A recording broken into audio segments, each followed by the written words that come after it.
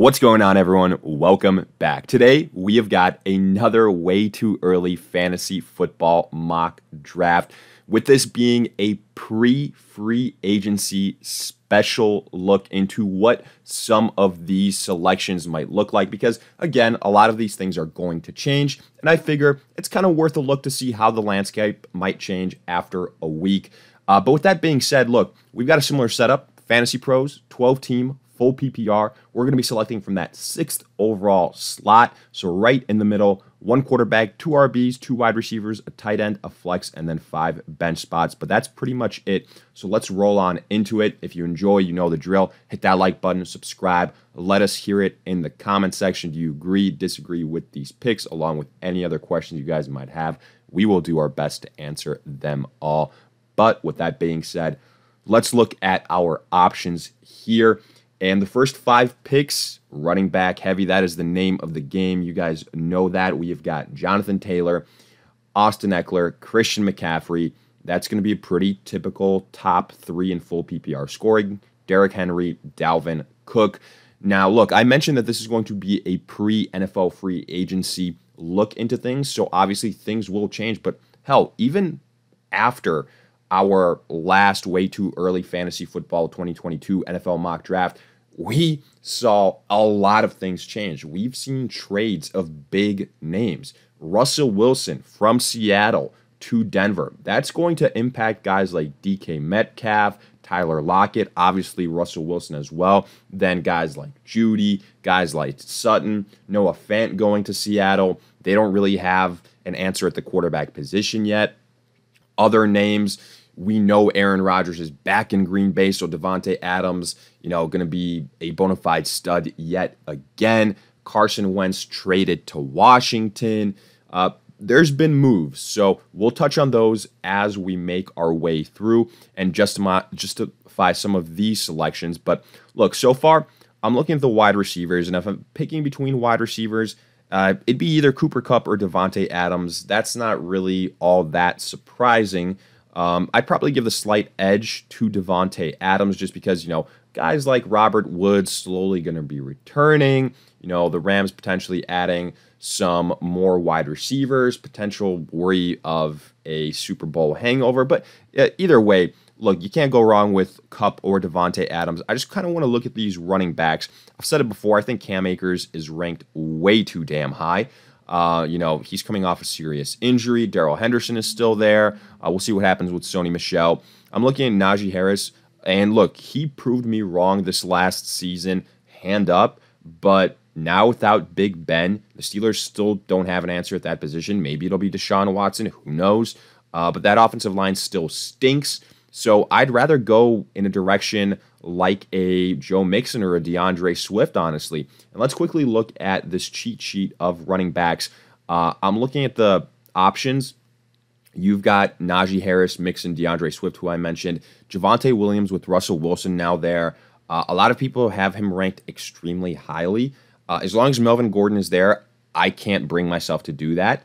Alvin Kamara could be a steal, but what happens at the quarterback position? Because if it's somebody like a Taysom Hill, I don't think Alvin Kamara is worth a first-round pick. Hell, not even a second-round pick. So there's a lot of options. We're in this really interesting spot, in my opinion. If you want to go wide receiver, I understand, but I firmly believe that running back, you got to hit that position hard, and I'm going to go with DeAndre Swift here. The guy in PPR was an absolute stud when he was healthy, so I really like that selection.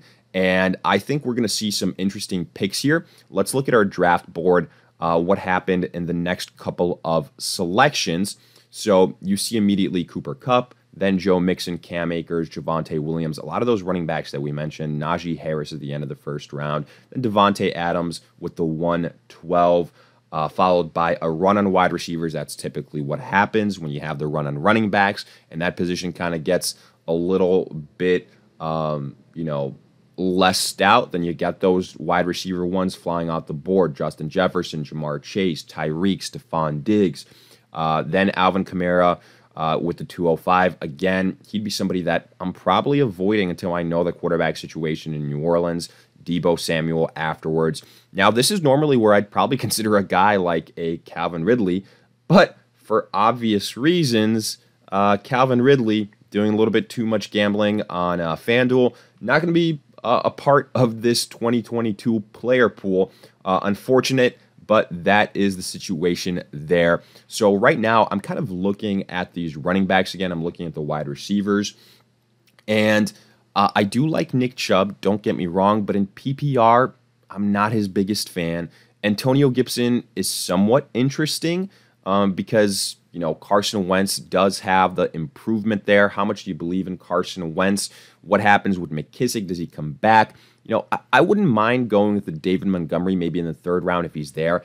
Definitely Ezekiel Elliott as well. I like Elijah Mitchell. I like Josh Jacobs. So I think since we got a RB1 in the first round, I can wait here on some of these questionable running backs that aren't as high in my opinion. Instead, we can go wide receiver. I mean, we could also go tight end, but, you know, I'd rather go a wide receiver one at this point in time. The guys that I'm considering, A.J. Brown, I'm not the biggest believer in Ryan Tannehill. That was kind of backed up last season. You know, I think he's kind of going on the decline. Then we've got Jalen Waddle, CeeDee Lamb. So this is tough. You know, I love the talent of A.J. Brown. CeeDee Lamb, definitely very tempting now with Amari Cooper gone, who's obviously another big trade that happened. He's going to Cleveland. So all these moves are very interesting. And honestly, I'm probably leaning the way of CeeDee Lamb. I think that he's the unquestioned number one guy for the Dallas Cowboys. So I'm going to go that way. Yes, A.J. Brown, probably, you know, if you had Dak Prescott in Tennessee, I'd be going A.J. Brown, but I just don't trust Ryan Tannehill. That offense in Tennessee kind of scares me. I'm going to go with CeeDee Lamb here. There's some rumors that Miami wants to add some more wide receivers. So Jalen Waddle, even though I like him as well, I think it's a situation where he's not going to see as many targets as he did last year. So right now, we went with CeeDee Lamb. Let's see what happened afterwards. A.J. Brown, no surprise. Nick Chubb, Jalen Waddle, run on tight ends. Kelsey, Andrews.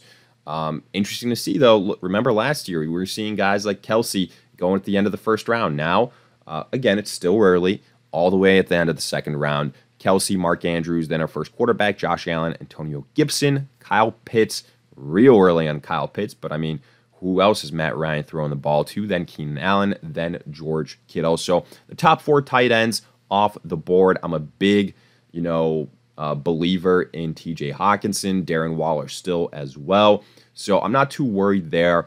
If they're available in the fourth round, they will definitely be heavily considered. So right now, we're in a really interesting situation. I think we've got some really tempting options at running back. Also, some great options at wide receiver. We've got DeAndre Hopkins, who I think is going to have a bounce-back season with Kyler Murray. I think he's an awesome discount player who's still a wide receiver one. Interesting to see what happens with guys like Evans and Chris Godwin in Tampa Bay, but they need to add a quarterback first. So I'm kind of going back to the running backs here. Saquon Barkley, I love the talent, don't get me wrong. I don't love the situation in New York. We kind of saw it last season. Montgomery and Ezekiel Elliott here are kind of the top two names on my list. Zeke, maybe not in that quite as elite territory as he once was, but look, Chicago is in a full-on rebuild, folks, at least for this year. So I don't think it's going to be all that great offensively in Chicago. I think there's going to be a lot of situations where they might fall behind kind of quick, have to abandon the run, things like that. Yes, Montgomery is a nice pass-catching running back, but Zeke can do that as well. So right now, it's kind of those two guys, Montgomery and Zeke, at the top of my list.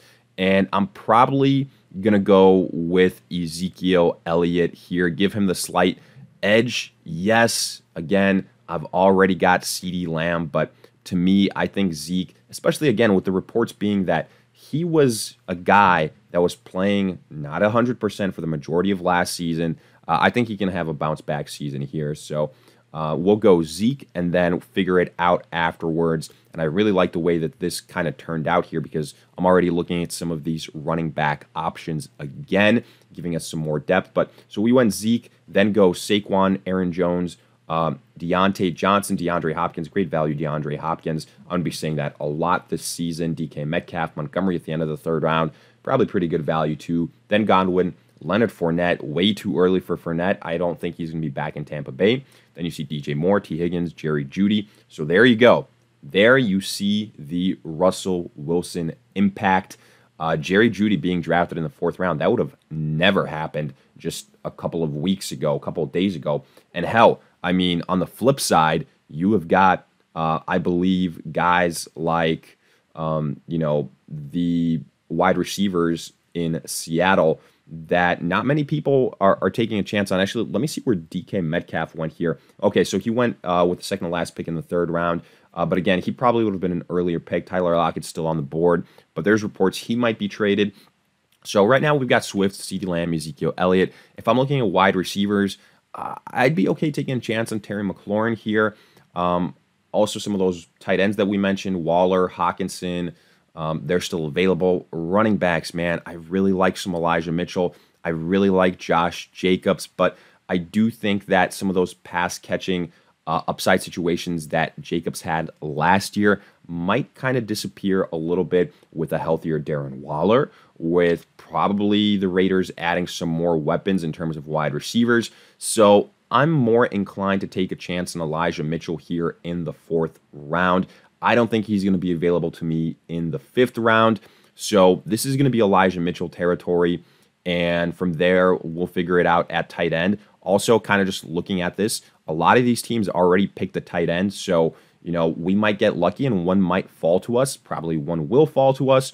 So kind of, that game of playing the draft board. So let's go Elijah Mitchell here. I like that draft pick for us and then see the situation unfold afterwards. So a lot of names that we kind of, mentioned are off the board. And let's again look at it. So we went Elijah Mitchell. Then you see Mike Evans, Terry McLaurin. Would have liked to potentially get Terry McLaurin in the fifth round. I think that was probably a stretch. A.J. Dillon, I wouldn't be drafting A.J. Dillon that early. Look, Aaron Jones is still there. I think he's a good value as well. I get it if we're talking dynasty, but we're not.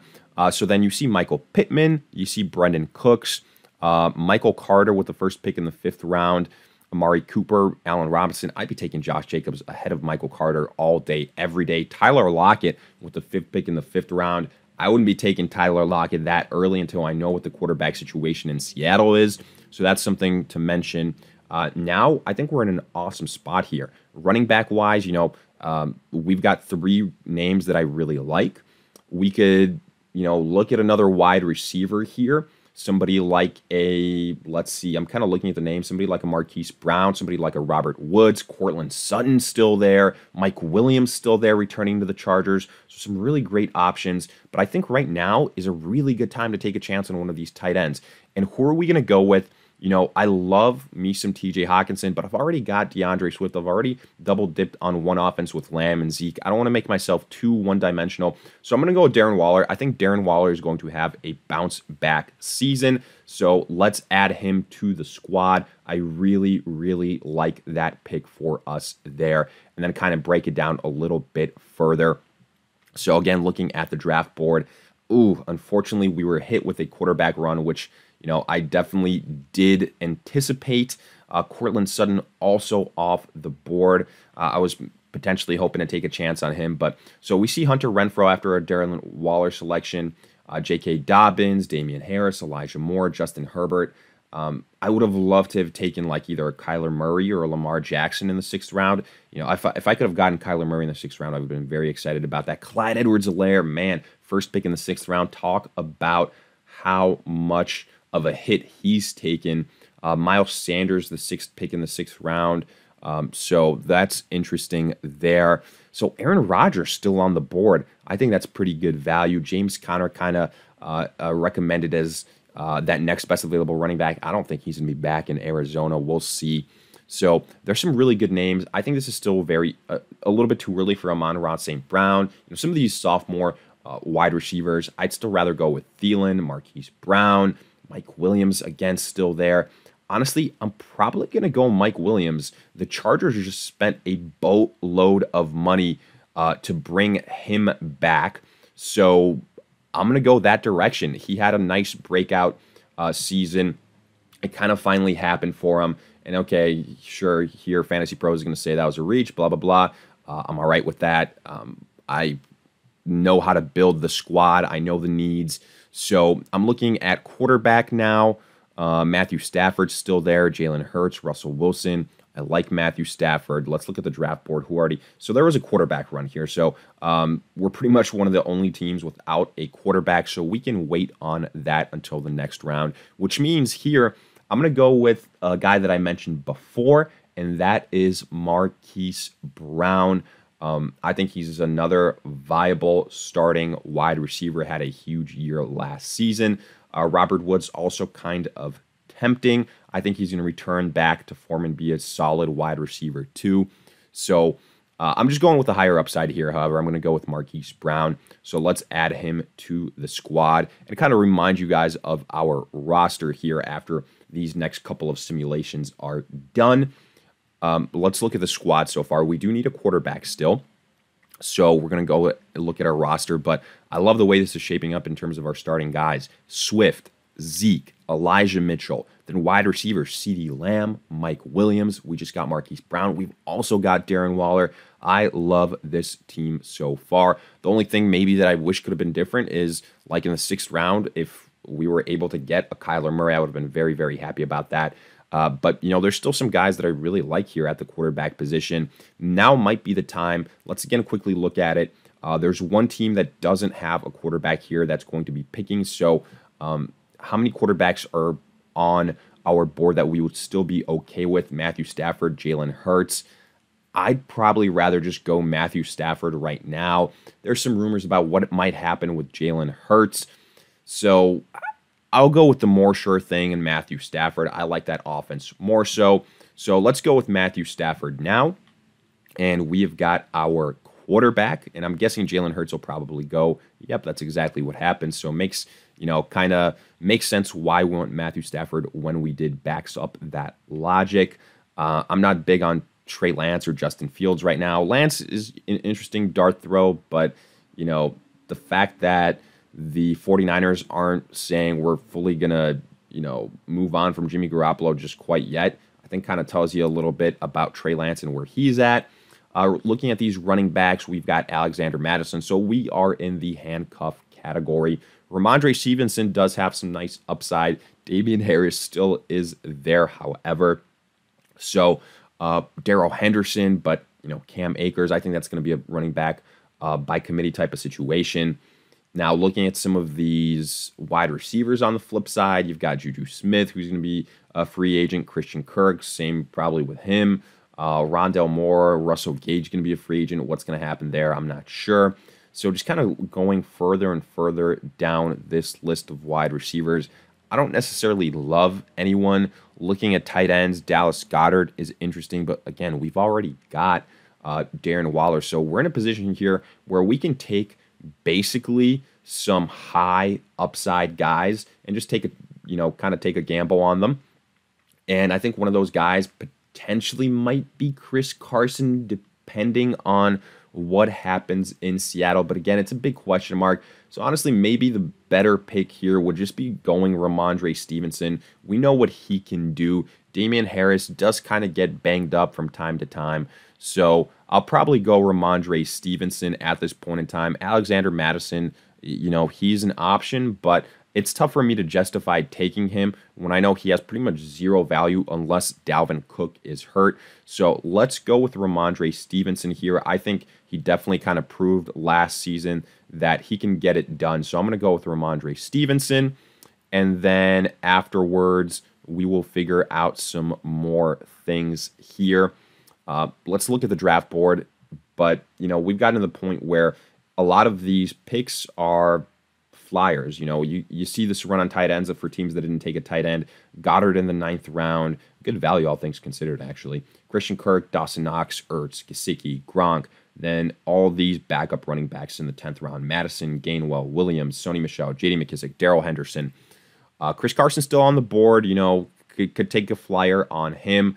Trey Lance also still, I could go that way. I'm looking at some of these wide receivers. I think there might be some value again with Russell Gage, depending on what happens and if he returns to the Atlanta Falcons. Without Calvin Ridley, it's Kyle Pitts, then kind of Russell Gage. So I think he could be a decent value here to kind of sneak him in. Again, so is Chris Carson, but man, depending on what happens with Rashad Penny, the neck injuries for running backs, those are serious things. So I'm a little bit nervous about Chris Carson. I'm not going to lie. And without Russell Wilson there, it's a big question mark of a situation. So definitely, look, he's a good value. I'm not going to deny that. But to me, I need some more clarity before I invest the pick in him. So now we've made our Russell Gage pick. Let's see if there's any other high upside guys left. And even though I've got Matthew Stafford and I still believe everything that I said about Trey Lance, I think this is the point in time where you get to, one of your final picks. And Trey Lance at this point in time is a high upside guy that I don't mind taking this late. So let's add Trey Lance here. Again, if you're playing in a league where it's like super flex or two quarterbacks, this obviously won't hold true, and he's going to be going a lot earlier. But I think right now where we got him is nice value. And let's make our last selection here. Look at this cheat sheet. Go for another high upside guy. Sterling Shepard, when he's healthy, good option, obviously. You could argue the number one wide receiver for the Giants. Kenny Golladay, you think he's going to have some positive regression, though. Van Jefferson. I'm kind of looking at some of these running backs to see if we haven't missed anyone, in terms of some really nice value. I'm not going to be drafting rookies, just a heads up here, because it doesn't really make sense to do that until we know where they land. This isn't supposed to be a rookie draft. We will do that post the NFL draft. I'm not really seeing any names that I love here. McKinnon maybe with how he played, but I'd rather kind of just hold off on that. We're not going to go tight end. Noah Fant, now in Seattle, Hunter Henry, going to be touchdown regression. So we're going wide receiver basically is the point of all of this. And highest upside, I don't know where Will Fuller is going to go. I like his upside, but I don't know where he lands. I like the upside of a Van Jefferson and a Sterling Shepard, but at this point, I'm probably going to go Sterling Shepard.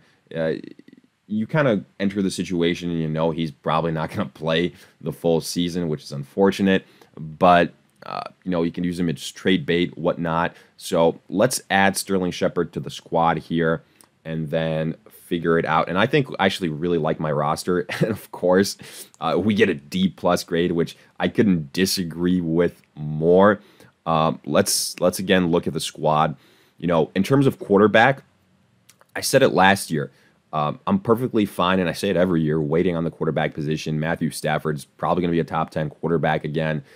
You've got your high upside guy in Trey Lance, kind of like the Jalen Hurts of last year. Then running backs, come on, man. DeAndre Swift, Ezekiel Elliott, Elijah Mitchell. That's a hell of a trio. Then you got Ramondre Stevenson as well. CeeDee Lamb, Mike Williams. I think both those guys can be wide receiver ones. Marquis Brown, same thing there. Darren Waller, a tight end one in my eyes still. And then I think we got some good contributors on the bench. So FantasyPros, D+, you're high.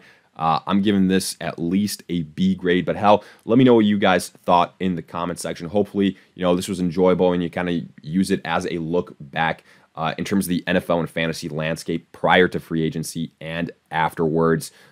So yeah, if you enjoyed, hit that like button, subscribe. Let me hear in the comments section. But in the meantime, we'll see you guys in future videos.